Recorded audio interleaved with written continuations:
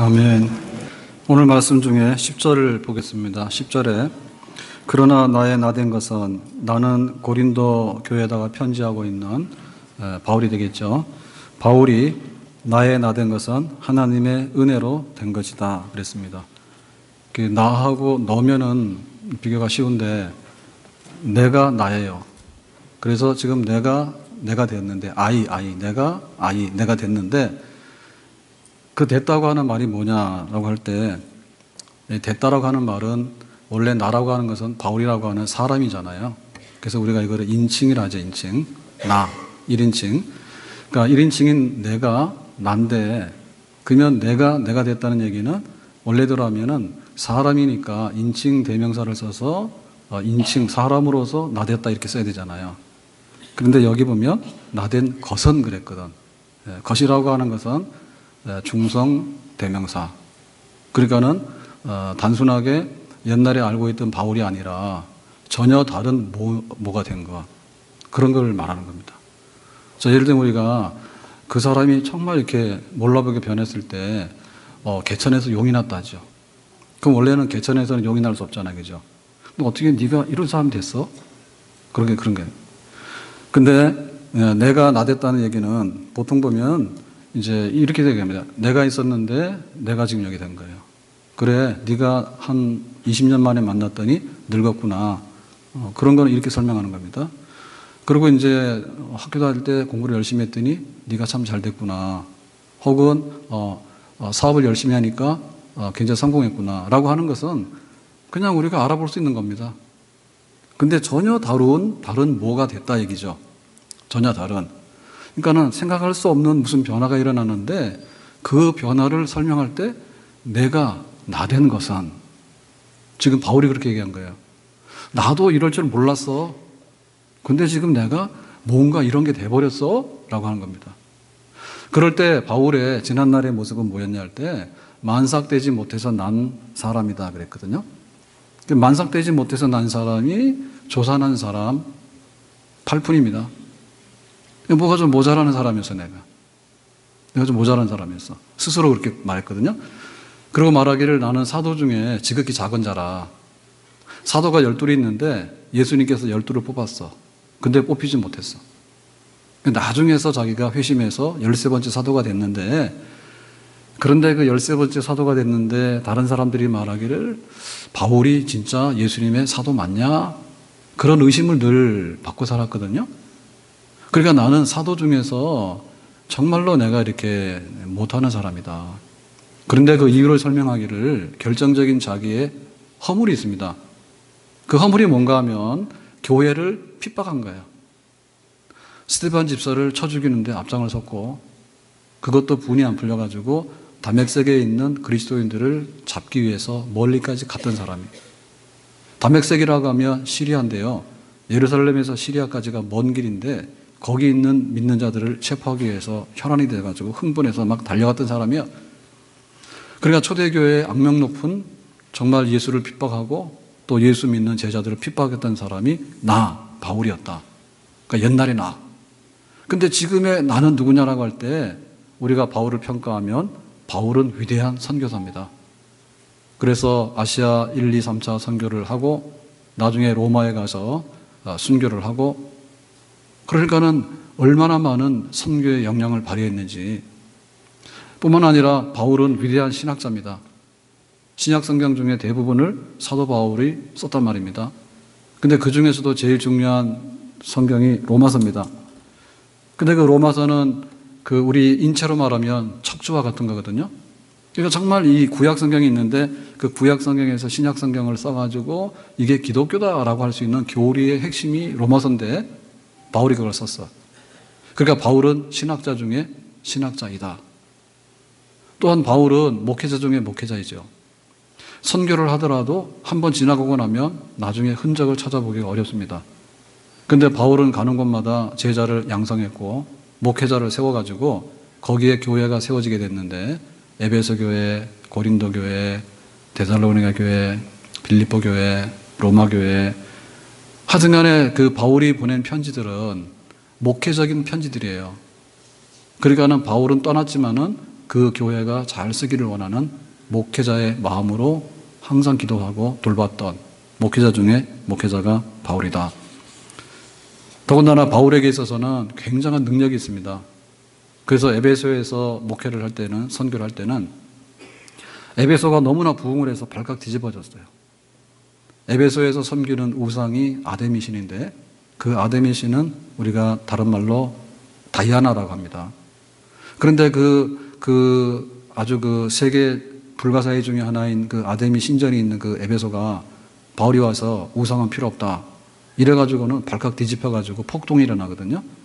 그때 바울의 능력이 얼마나 나타났는가 하면 바울의 손수건만 닿아도 병든 사람들이 나았다 했어. 지금도 바울의 손수건을 찾으시면 병을 나을 수가 있습니다. 그런데 바울의 손수건은 없으니 찾아가지 마시기 바랍니다. 그 정도로 바울은 능력이 있었고요.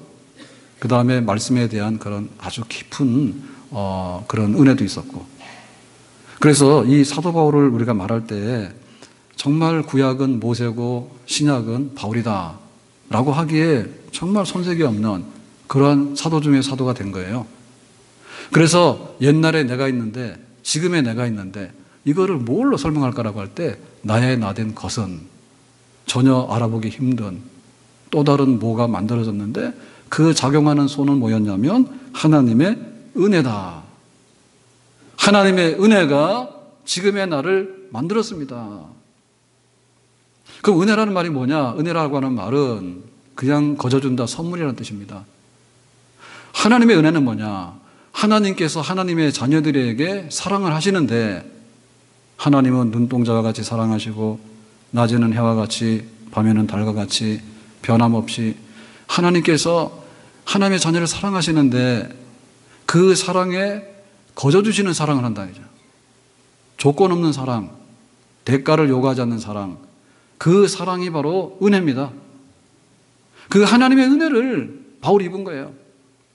하나님이 바울을 무척 사랑하셨는데 바울의 옛날에 했던 나쁜 짓이나 바울의 어떤 결점이나 혹은 바울의 뭔가를 보고서 하나님께서 하신 게 아니라 그런 거를 전부 다 무시하고 오직 거저주시는 선물로서 바울을 사랑하시니 바울이 하나님의 은혜를 입게 됐다.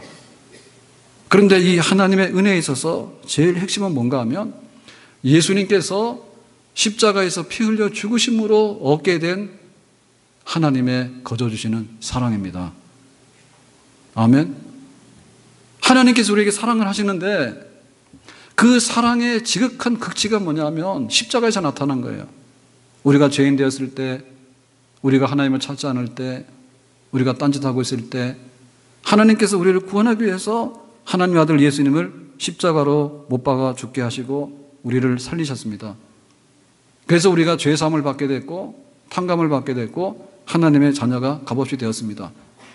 그러니까 예수님의 십자가를 근거해서 하나님께서 하나님의 자녀에게 거저주시는 사랑, 그 사랑을 내가 너무나 많이 받았기 때문에 오늘날 알아보지 못했던 내가 되었다라는 고백입니다. 오늘 우리에게도 하나님의 은혜입니다 라고 하는 고백이 넘쳐나기를 예수님의 이름으로 축복합니다. 그러니까 이 얘기는 뭐냐면 금수저 아니란 얘기입니다. 나는 금수저라서 그렇게 됐습니다 라는 얘기가 아니랍니다. 나는 타고난 유전자가 좋아가지고 그렇게 된 거 아닙니다. 나는 굉장히 천재성이 있어서 그렇게 된 게 아닙니다. 사실 바울은 굉장히 엘리트고 똑똑한 사람입니다. 부모님도 좀 굉장히 배경이 있는 분이에요.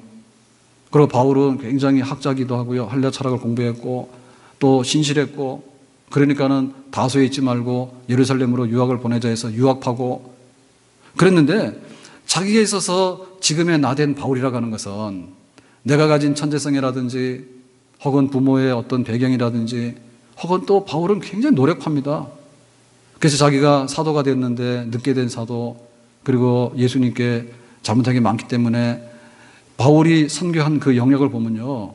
다른 사도들보다 훨씬 많이 했어요. 그래서 잠잘 때도 자지 않고 먹을 때도 못 먹고 죽을 고비가 넘었지만은 그러나 두려워하지 않고 앞으로 나가고 그래서 다른 사도들보다도 내가 말하는데 수고 많이 했다. 그렇지만 오늘 나라고 하는 것은 수고의 열매가 아니다 얘기지. 내 열심과 내 노력의 열매가 아니란 얘기지.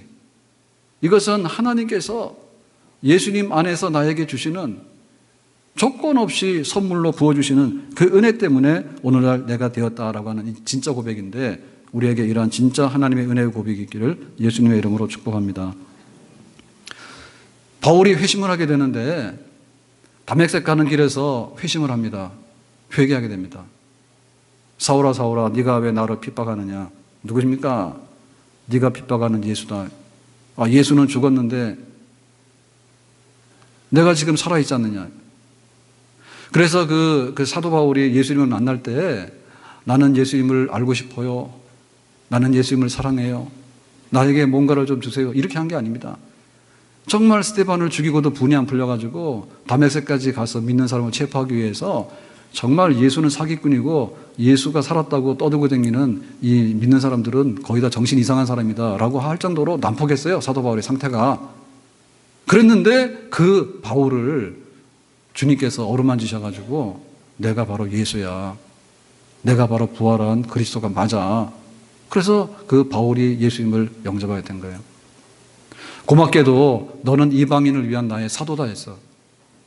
그러니까는 예수님에게 정말로 악을 저지르고 적대적인 사람이었거든요. 그랬는데 사도 중에 사도로 삼았어. 그러니까 나는 만삭되지 못한 자격 없는 유산하고 조산한 같은 사람인데 나에게 사도라고 하는 것을 주셨으니까 나는 은혜야. 바울에게 있어서 질병이 있었는데 그 질병이 우리가 아는 사탄의 가시입니다.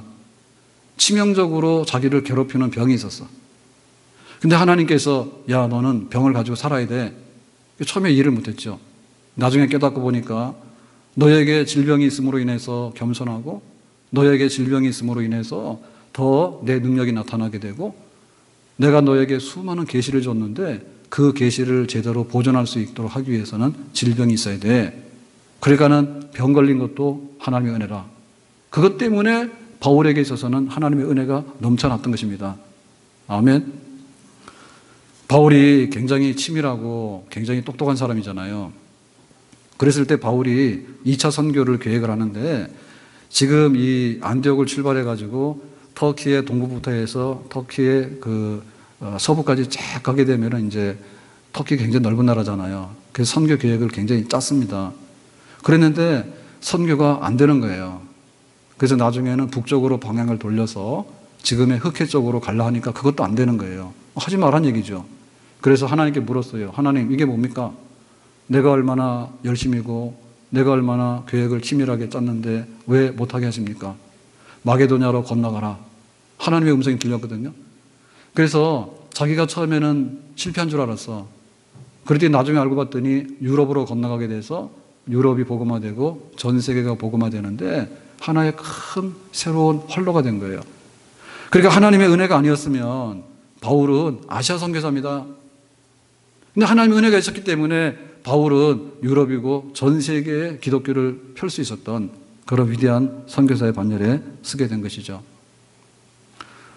바울이 에베소에서 기적이 나타나게 되고 또 두란노 소원에서 말씀을 잘 전해서 양육하게 되니까 에베소에서 못 참아가지고 폭동이 일어났죠. 바울 죽여야 된다고. 그랬을 때 하나님의 은혜로 그 위기 상황에서 극적으로 탈출해가지고 목숨을 건지는데 그때 말하기를 그랬습니다. 나는 죽은 목숨인 줄 알았다. 마음의 사형 선고를 받은 줄 알았다. 그런데 하나님께서 나를 살려주셨다. 그러거든요. 그러니까 바울의 바울된 것을 설명할 때 나의 나된 것은 하나님의 은혜밖에는 없다. 그것밖에 달리 설명할 말이 없다라고 하는 바울의 고백이 참 아름다운 고백인데 우리에게 이런 고백이 있기를 주님의 이름으로 축복합니다. 모세라는 뜻의 말 뜻이 뭔지 아십니까? 모세. 모세는 물에서 건졌다는 뜻입니다. 그러니까 이름 쳐놓고는 별로 좋은 이름은 아니죠. 그죠? 물에서 건졌다. 물에서 건진 게 무슨 그게 좋은 이름입니까? 근데 그 당시에 히브리인들은 애굽에서 노예살이를 하고 있었고요. 또 히브리인들은 말살시키기 위해서 남자아이가 태어나면 다 죽입니다. 모세의 부모가 그 아이를 감췄는데 100일이 지나고 나니까 더 이상 감출 수가 없어가지고 갈대상자에 담아가지고 나일강에 던지죠. 그때 공주가 와서 이 아이의 울음소리를 듣고 불쌍히 여겨서 자기 궁궐에 양자로 입양을 하게 됩니다. 한번 생각해 보세요.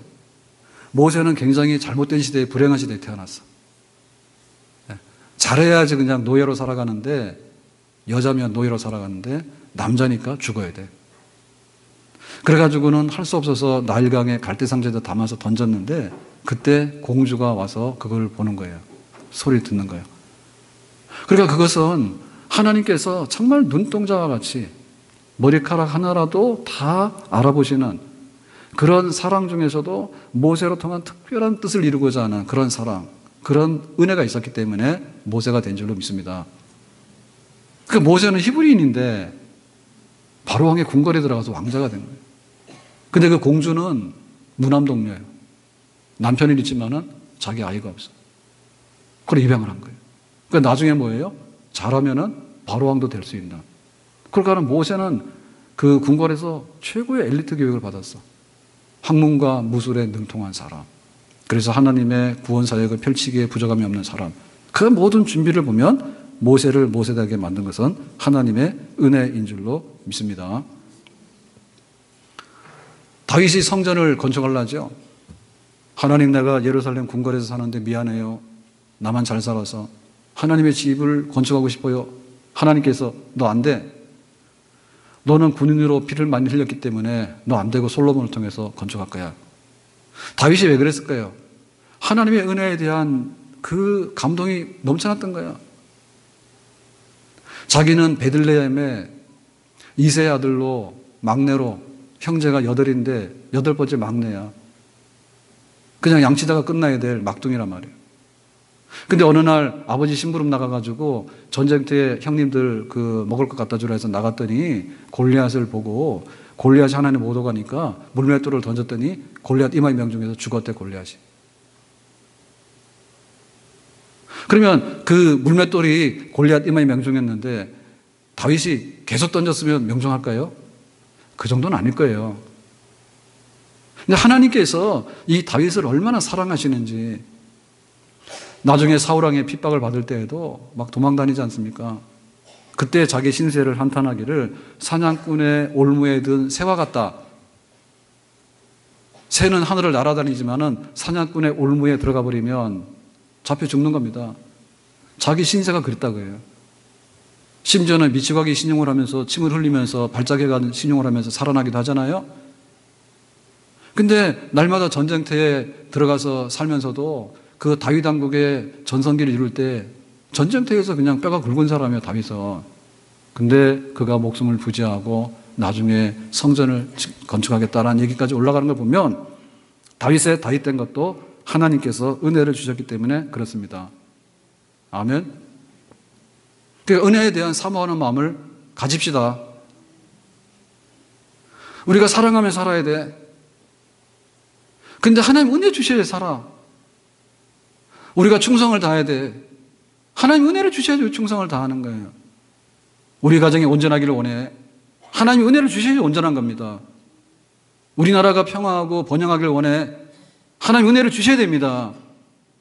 하나님이 하나님의 자녀들에게 예수님의 십자가의 그 구속의 은총을 기억해서 거저주시는 사랑이 바로 은혜인데, 이 은혜가 있을 때 우리의 삶은 우리의 삶이 되는 것이고 정말 주님의 백성답게 주님께 영광 돌리는 하나님의 사람이 될 수 있는 줄로 믿습니다.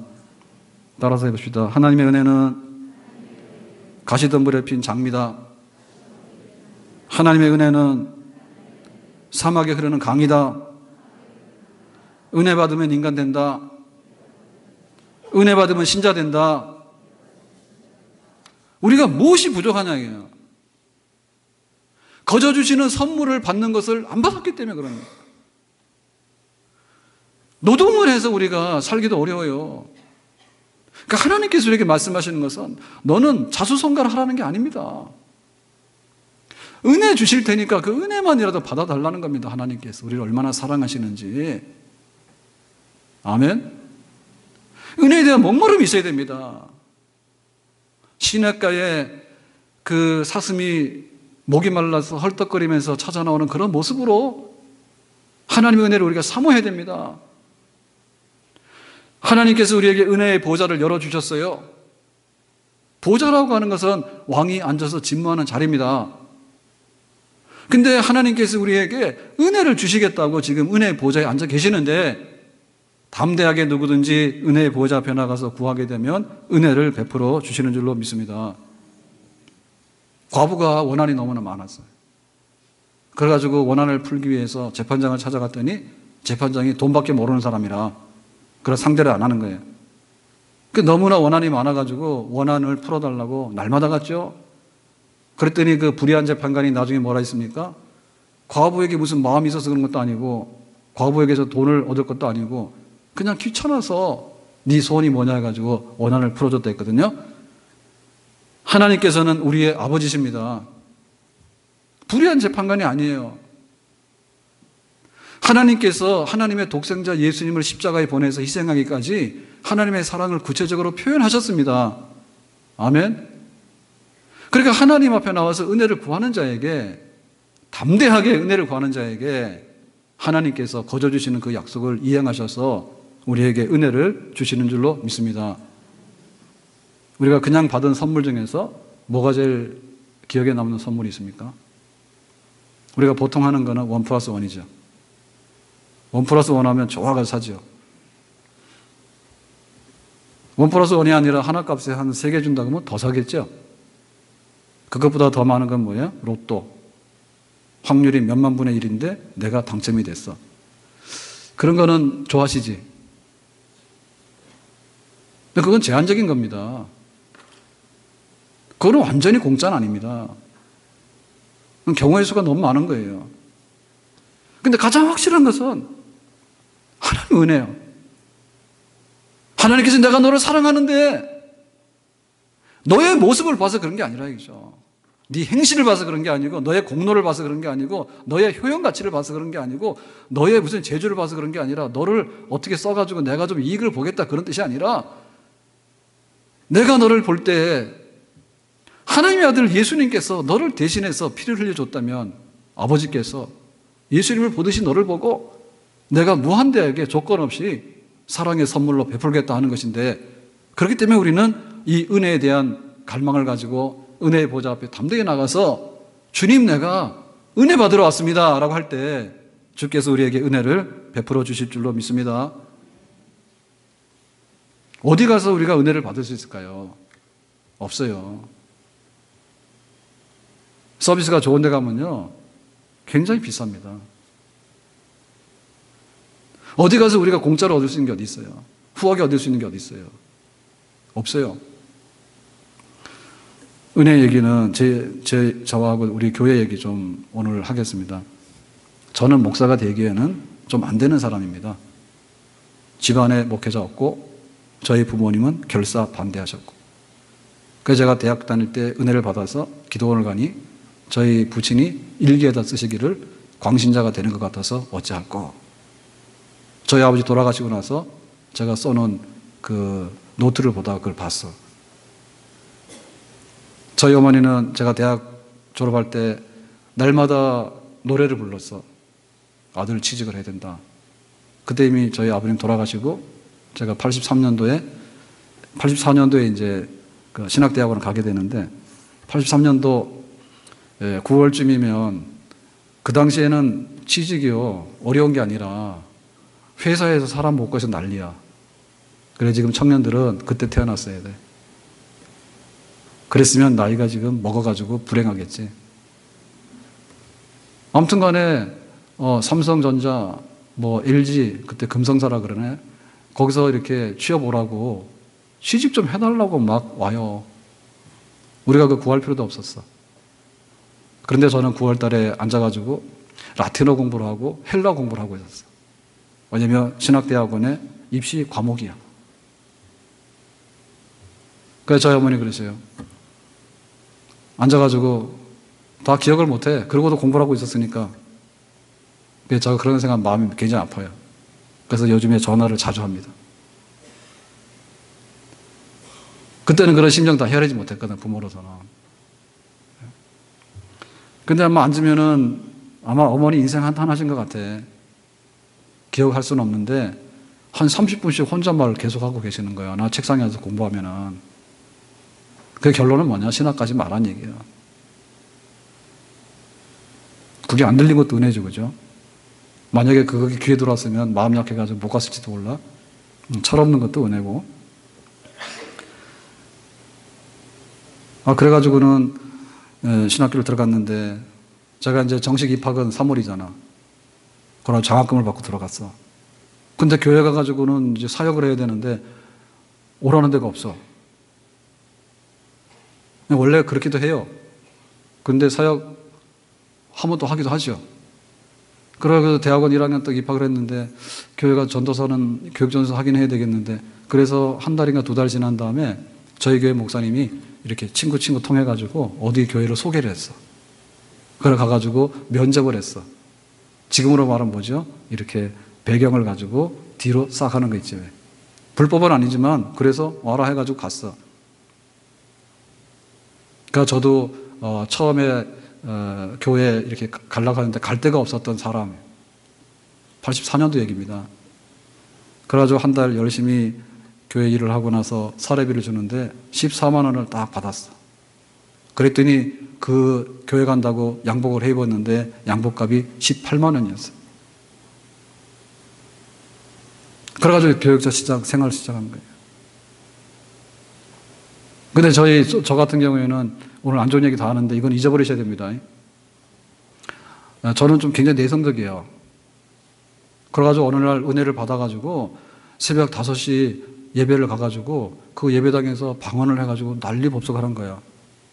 그래서 목사님이 또 혼났어. 쫓겨나진 않았지만 조용히 하라고. 그래가지고 요주 인물이 된 거야.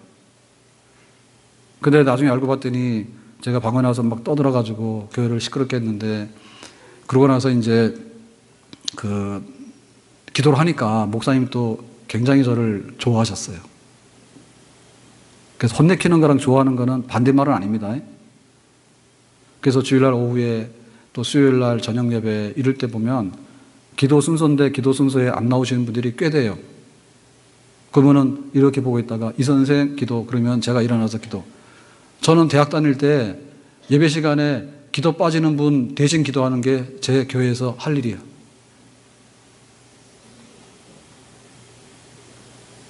근데 교회에서 어떻게 소문이 났냐면 제가 교회를 나오기 전에 저희 어머니 교회를 나가셨는데 잘 열심히 안 나가신 것 같아. 권사님들이 가방 메고 이렇게 집집마다 그때 신방을 나오시거든요. 권찰. 그러다 오면은 들어와가지고 이제 교회 나와 예배 드리자 이러잖아요. 그러면 제가 인사는 했어. 인사까지 안 한 건 아니에요. 근데 말은 안 했던가 봐. 그래서 교회 와가지고 이러고 하니까 나중에 권사님들이 그러시더라고. 집에 아들은 말 못하는 줄 아들이었어. 저 그런 소리 들었어요. 지금도 이렇게 설교를 하고 있다는 얘기는 이게 뭐가 뭔지는 모르겠는데 하나님 은혜라고 지금 제가 하는 얘기입니다. 그리고 더 안 좋은 소리는 뭐냐? 제가 안 좋은 소리 교회에서 몇 번 들었거든요. 많이는 안 들었어요. 일 못한다는 소리는 안 들었는데 우리 목사님 그래. 저를 얼마나 사랑하시는지 어느 날 이렇게 딱 봤더니 이 전사 머리가 그게 뭐야? 미장원에서 머리 자르고 갔거든. 처음으로 난생 처음으로. 그랬더니 마음에 안 든다고 스타일이 마음에 안 든다고 이발소 가 그러더라고. 그래가지고 그때 또 이발소 또 갔어요. 근데 그거보다 진짜 안 좋은 얘기는 저보고 인사 안 한다는 거예요. 그래가지고 막 말하기 좋아하는 권사님들이 그런 얘기, 이 조선 사람 말이야, 막 인사를 잘 안 하는 것 같아. 저는 한다고 했어. 근데 아주 싸근싸근히 아주 그냥 마음에 들 정도로 못한 게 분명하죠. 지금도 잘 못하는데. 그때는 얼마나 못했겠는가 말이에요. 사실은 저는 정말 이렇게 보면은 목사로서 할 수 있는 여러 가지로 보면은요, 어찌 보면은 제가 볼 때는 아닌 것 같아. 근데 지금까지도 하고 있잖아요.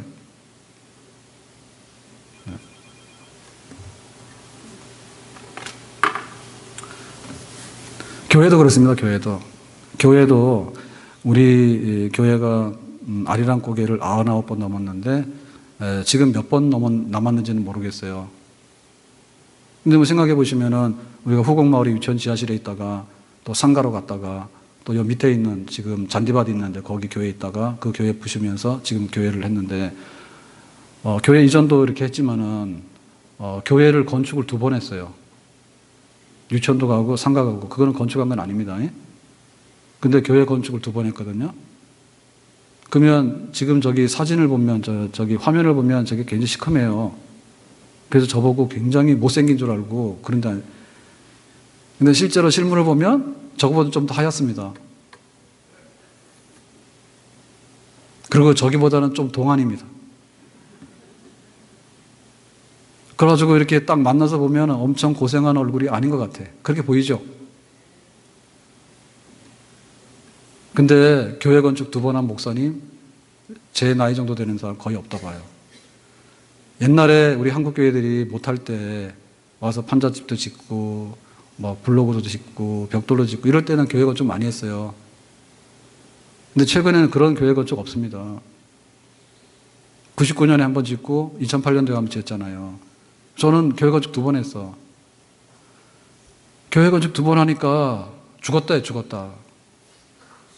그래서 저는 간단하게 얘기하면 이렇게 얘기를 합니다.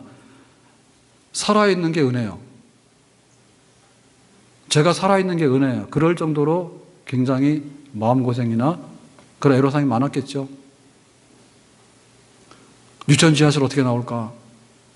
그게 기도 제목이었다니까. 유치원 지하실이 35평인데 3부 예배를 드렸어요. 교인들은 몰려오는데 앉을 자리 없는 거예요. 유치원 교실이 20평인데 아이들이 한 100명 들어갔는데 더 이상 들어갈 수가 없어요. 아무리 이렇게 줄을 세워서 바둑판처럼 줄을 세워서 끼워 넣어도 들어갈 수가 없는 거예요. 교회 갈 데가 없는 거예요. 교회 시험 들었죠. 교회 어디 건축이라서 가야 됩니다. 시험 들었다고. 그래가지고는 상가로 갔다가 전세로 상가로 갔다가 여기 교회 밑에 있는 교회를 샀는데 그 당시에 여기가 이제 탄현동 주택 사업 지구로 지정이 되어 있습니다. 그러니까는 건축을 못 한대. 왜? 사경증 때문에. 주택을 짓는다고 지구 지정을 했는데 사격장에서 협의를 안 해주는 거예요. 군부대에서. 그래가지고 그게 안 된 거예요. 지금 회사 이게 인공지능 짓고 있고 여기 지금 대우 아파트를 지금 짓고 있는데 이게 사실은 20년 전에 다 지었어야 될 지역입니다. 여기가. 근데 고양시가 그랬던 국방부에서 그랬던 이리저리 핑계대가지고 못한 거예요. 그러니까 여기 와가지고도 고생이 많았죠. 기다리는데 임시로 교회 이렇게 지어서 기다리는데 그러니까 저쪽에 우리 후곡마을 지하실에 있을 때는 답답하니까 정발선을 제가 자주 갔어. 정발선을 가면 한강에 해가 지는데 고양시의 풍경 중에 하나가 한강에 지는 석양입니다.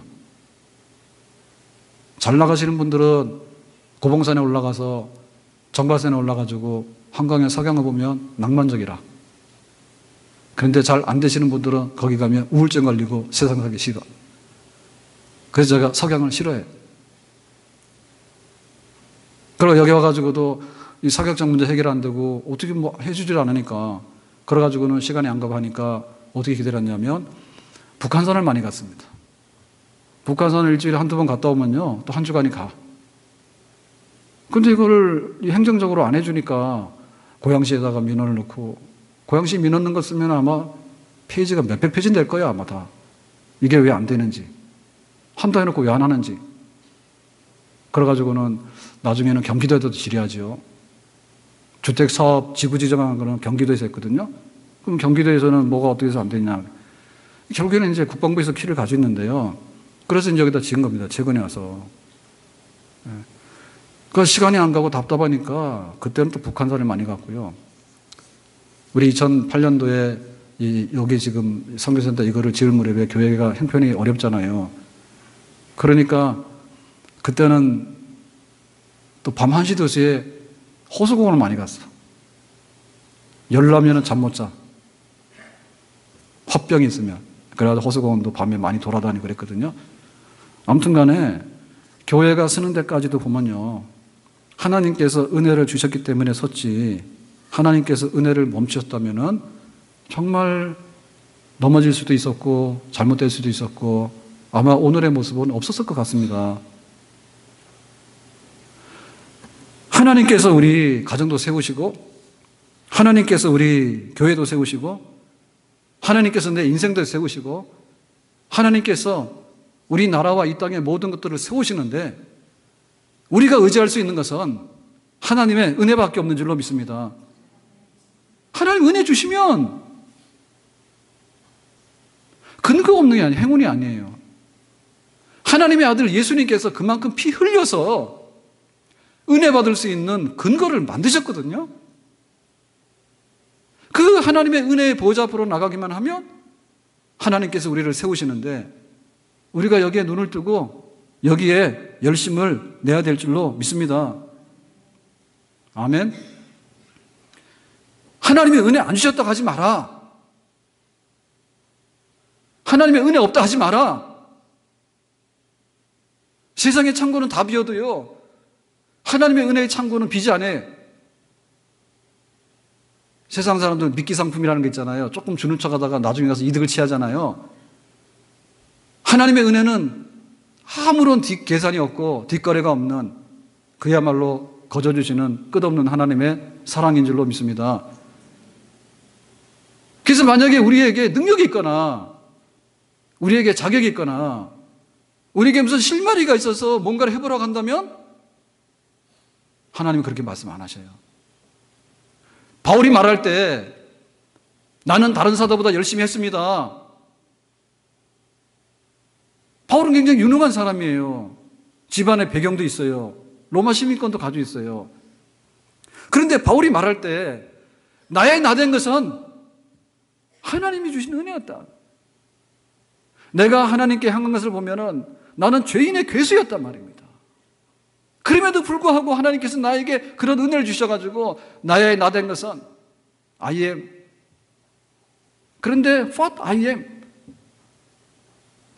내가 나된 것은 하나님께서 새로 은혜로 만드신 빚어내신 그런 작품이었습니다. 우리가 교회를 다니고 신앙생활을 한다는 것은요, 그냥 못해요. 그렇게 다 나가 떨어지는 거예요. 내가 교회 가봤는데 별거 없더래. 내가 기도해봤는데 별거 없더래. 우리가 무엇을 의지하고 무엇을 받아야 되냐 말이죠. 하나님께서 은혜 주셨기 때문에 살아가는 게 신앙생활입니다. 아멘?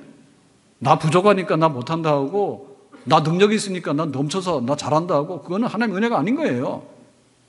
교회는 은혜 가운데 서는 줄로 믿습니다. 지금 모인 교회들 중에 보면요, 은혜 아닌 교회 많죠. 세상적으로 성공할 수 있잖아요. 그렇지만 그것이 은혜냐 말입니다. 우리 중에도 보면요, 굉장히 미약해 보이고 보잘것없어 보이는 사람들 많습니다.